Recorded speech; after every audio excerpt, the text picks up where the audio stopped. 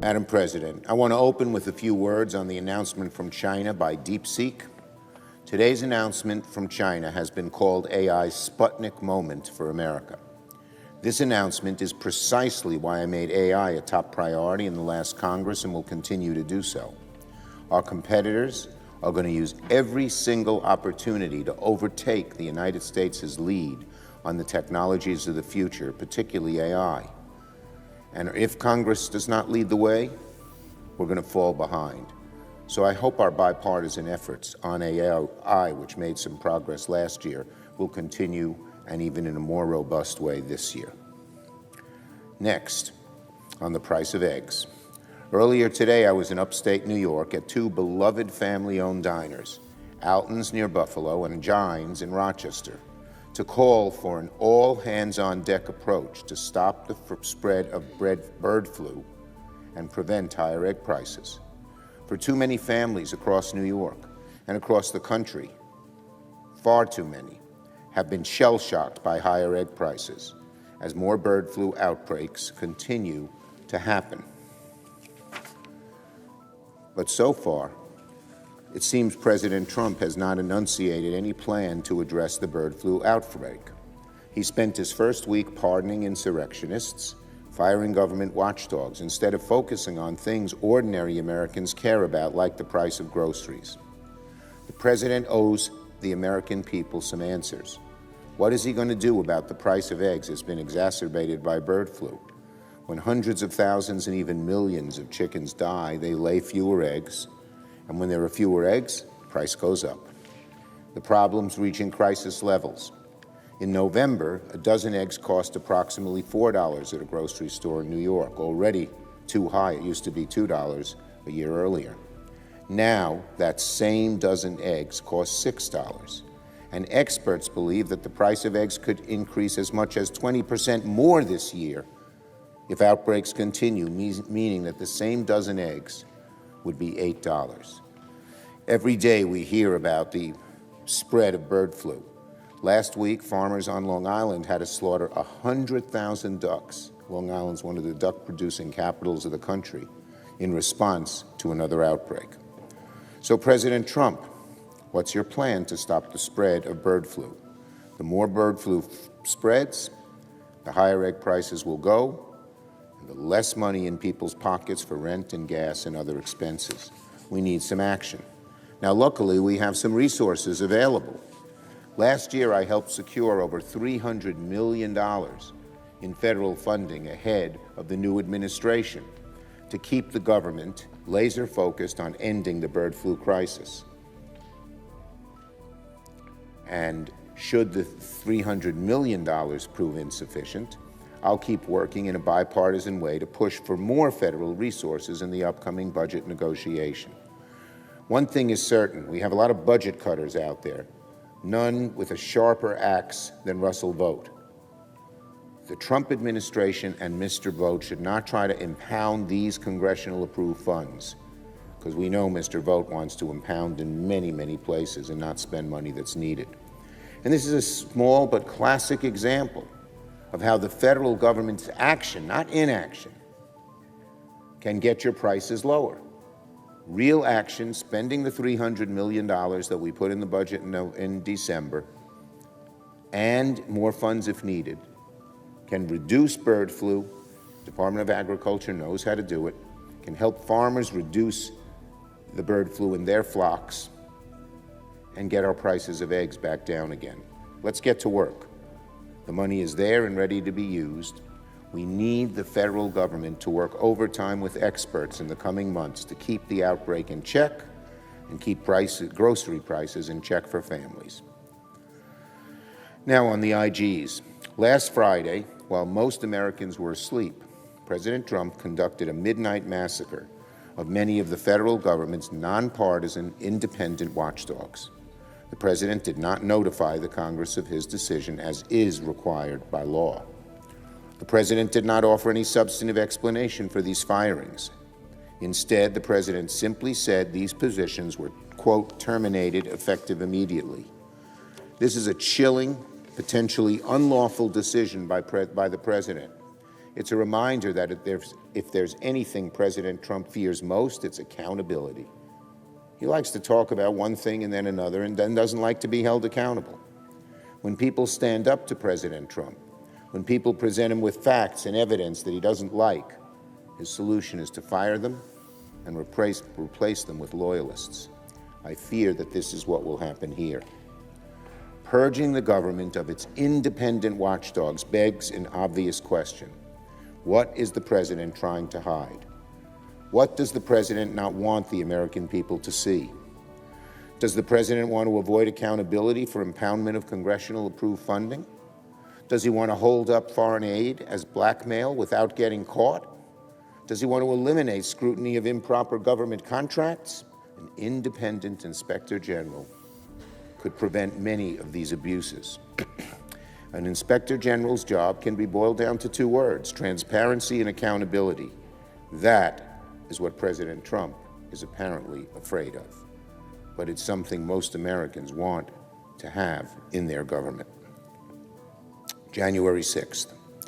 For all the talk President Trump does about standing up for law and order, he spent the first few days in office doing the opposite, pardoning lawless rioters who invaded the Capitol and attacked police officers on January 6th.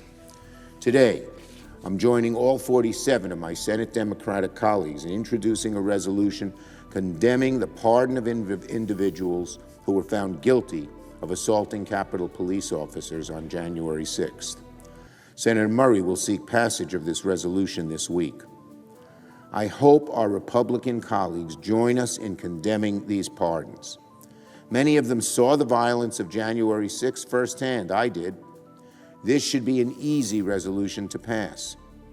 By handing out these pardons to convicted criminals, President Trump is effectively saying, you want to attack our brave police officers? That's okay, you're exonerated. The president is saying, you want to try and thwart our democracy? Fine by me. The president is saying, want to break the law and engage in political violence? Be my guest. One individual who received a pardon, listen to this, one individual who received a pardon was convicted of seditious conspiracy. A few days after the attack, he said, quote, his only regret is that they should have brought rifles, unquote. That man is being pardoned. What a disgrace. To repeat, his only regret is that they should have brought rifles, and President Trump pardoned him? Who could believe that? Who could believe in America that would happen? A few years back, no one would even imagine it. That's in some ways how our country has deteriorated, with President Trump doing what he's doing. The people who invaded the Capitol on January 6th, whether they engaged in violence or not, committed a very serious crime. There's no gray area here, especially not when it comes to people who attack police officers. The pardons must be condemned by the Senate, and Democrats will try to do that through our resolution this week. On nominations, this week, 3 of the president's most controversial nominees will testify before Senate committees: Kash Patel, Tulsi Gabbard, and Robert Kennedy Jr. All 3 nominees have deeply troubling backgrounds and equally troubling views. If Pete Hegseth's nomination process was any indication, these controversial nominees can expect to face immense scrutiny from both sides of the aisle and from the American people. Americans deserve to know, will the Trump administration strengthen our health and security or strengthen big drug companies and pseudoscience? Mr. Kennedy's hearing will give us answers. Also, we have to know from Mr. Kennedy, does he want to eliminate life-saving vaccines that have saved the lives and the health of so many millions of children in the United States and around the globe? Americans also deserve to know, will the FBI focus on public safety and rule of law or focus on Donald Trump's personal grievances? Mr. Patel and his hearing will give us answers.